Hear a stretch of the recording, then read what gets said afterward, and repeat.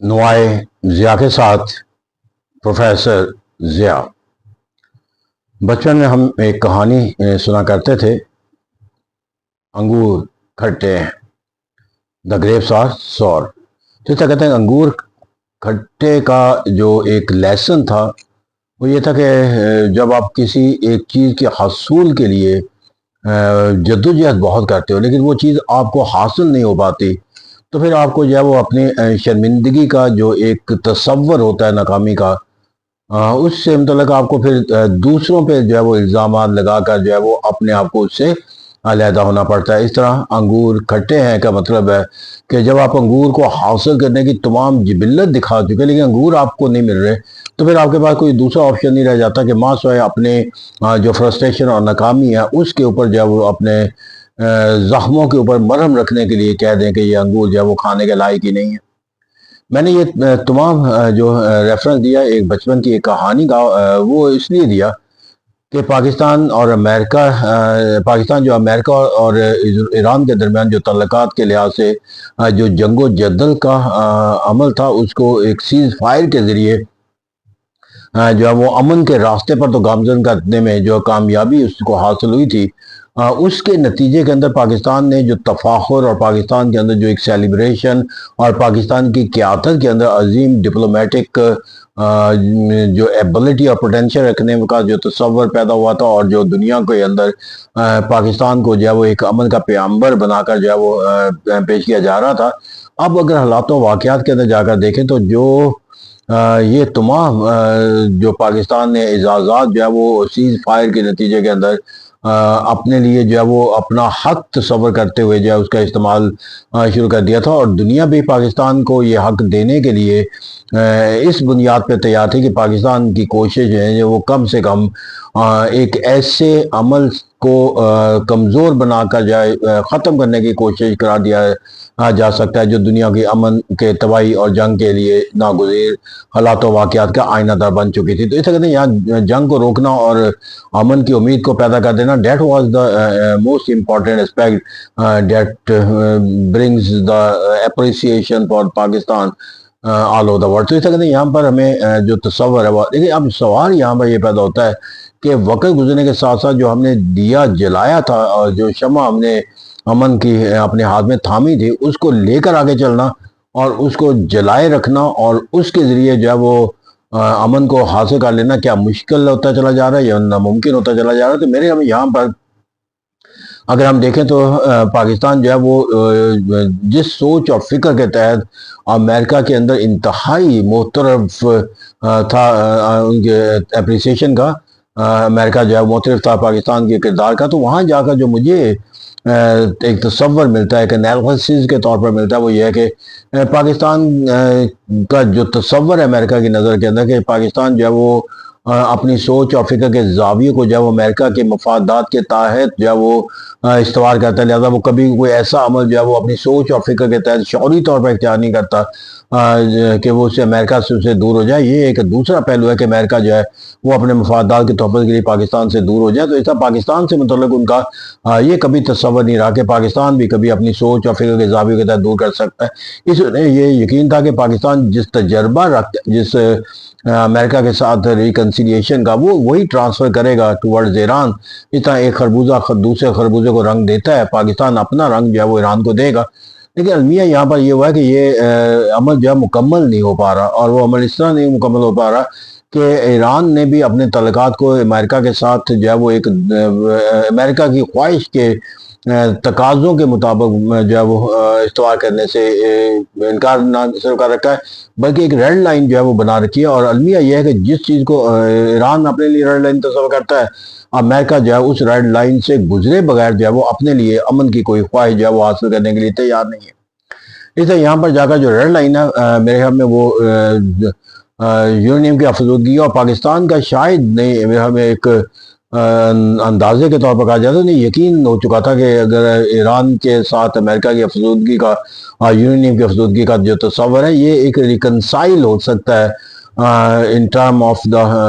Tenure, اور اس طرح جب پاکستان نے یہ تصور دیا کہ ریکنسائل کا، تو امریکہ نے شاید وہاں سے یہ تصور لیا کہ یہ پاکستان جو ڈیزائر دکھا رہا ہے. That is basically the desire of the Iran. تو اسے کہتے ہیں وہ ایران کی جو ڈیزائر جس کا پاکستان نے انہیں پیریڈ کے ساتھ جو ہے وہ مشروط کیا کہ 10 سال ہو سکتا ہے، 20 سال ہو سکتا ہے افزودگی روکنے سے. میں وہاں سے ان سے میسج ہوا کہ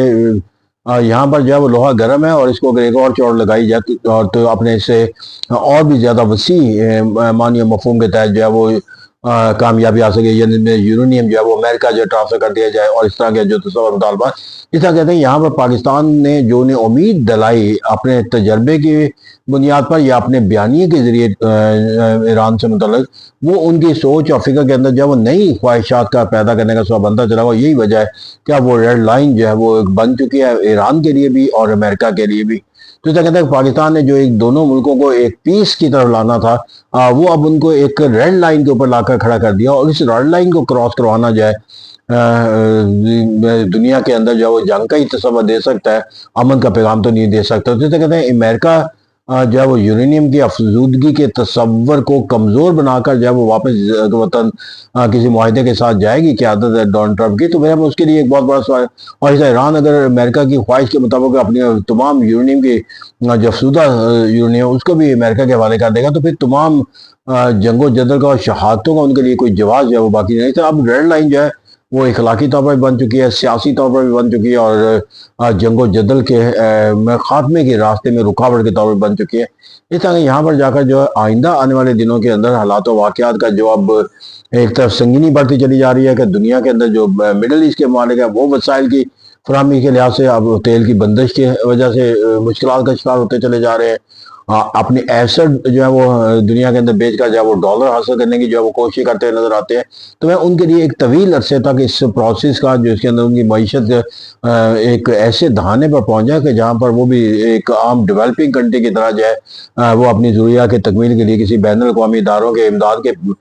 منتظر ہونے لگے. تو میں اس سے پہلے وہ جنگ کے خاتمہ کا تصور کرنا چاہیں گے. اور اسی طرح امریکہ بھی اپنے جو الائز ہیں ان کی یہ سوچ اور فکر جو جنگ کو اپنے مستقبل کے معاشی قتل کے برابر تصور کرنے لگے اس سے پہلے کہ وہ جنگ سے اپنے آپ کو کسی اپنے حالات و واقعات سے علیحدہ کر لیں. امریکہ بھی اس جنگ سے نکلنا چاہے گا، لیکن جنگ سے نکلنا اور اس جنگ کو ختم کیے بغیر جو ہے وہ خطے کے ممالک کا جو ہے وہ ترقی و خوشحالی کا جو ایک سفر ہے اس کو جاری رہنا اگر ممکن نہیں ہے، تو یہاں پر اس جنگ کو اب ختم کیسے کیا جائے، یہی وہ ایک اور ریڈ لائن ہے جو ایران اور امریکہ. ایران کی یہ تصور جو دنیا کے مشکلات ہے جس طرح بڑھتی چلی جائیں گی، امریکہ اس کے دباؤ کے نتیجے لہٰذا ایران کو جو ہے وہ اپنی جنگ کو ختم کرنے کے لیے کسی ایسے عمل کو ضرور نہیں ہے کہ جو امریکہ کی شرائط کی تسلیم کرنے کا تصور دیتا ہو. کیوں کہ اس جنگ کے نتیجے کے اندر اس جو پہلے سے پابندیاں عائد ہے دنیا کی تجارت کی وہ اپنی یہاں پر قائم ہے، اور جو وہ تیل کی سپلائی جس ملک کو کرتا ہے چائنا، وہ سپلائی جو ہے وہ روکی نہیں جا سکتی. تو اسے کہتے ہیں یہاں پر اس کے لیے جو عمل ہے وہ جنگ. اور دوسری طرف امریکہ اس جنگ کو اگر طوالت کے تصور سے رکھتا ہے تو پھر جو مشکلات اس خطے میں بڑھیں گی وہ زیادہ اس کے لیے نتائج کے لحاظ سے منفی ہوں گے. اس لیے امریکہ جو ہے وہ پاکستان کے ساتھ بھی منسلک کردار کے ساتھ ہے، چائنا کے ساتھ اپنے تعلقات کو نشوونما دے کر جو ہے وہ کسی ایسے عمل سے جس طرح بار بار ڈونلڈ ٹرمپ کہتے ہیں کہ چائنا جو ہے وہ اس جنگ کو ختم کرنے کے لیے اپنا کردار اور بھی زیادہ مثبت اور مؤثر سر انجام دے گا. تو میں دراصل یہ تمام دباؤ ہے جس کو مؤثر اور مثبت کردار کہا جاتا ہے، چاہے وہ پاکستان کا چاہے وہ چائنا کو، وہ ایران کو ریکنسائل کرنا ہے up to the maximum fulfillment of the desire of the